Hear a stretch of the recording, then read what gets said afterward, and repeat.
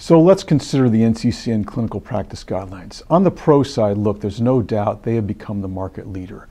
They've gone from who are these people to these are the guidelines that payers, clinical leaders, and others consult. That's the key aspect. Now, of course, if you are the market leader, you've got certain responsibilities, and I'll get into that in a moment. Some of the ways in which these guidelines are very strong have to do with the fast turnaround. As we know, when you look at clinical practice guidelines elsewhere, year, 2, maybe 5 years or more to develop new versions of clinical practice guidelines. NCCN takes a much different route.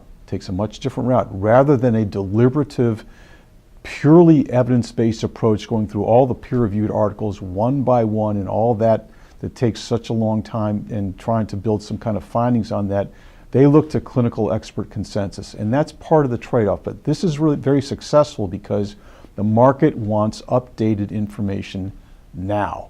If a new drug comes on the market, they want a new guideline. If some new data come into the market to telling you something about side effects and so forth, they build it into the guidelines right away. We've already heard that some of these guideline panels will provide versions that are updated several or more times a year on any given particular clinical area. That is really a great strength.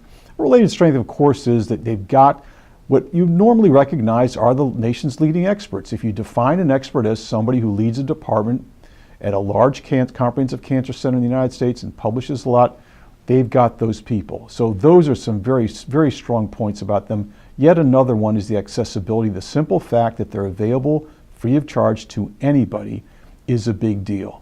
That means that many people can get them right away, so they're virtually ubiquitous. That makes them quite valuable.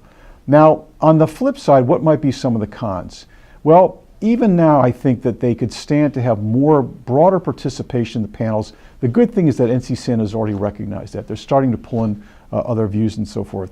Actually, the biggest con has nothing to do with the content of the guideline itself, I don't think. It has more to do with putting them in practice. As we heard in one of our big sessions today, most patients consider that they have insufficient information upon which to base shared decisions with their clinicians at the time they've got to make those decisions.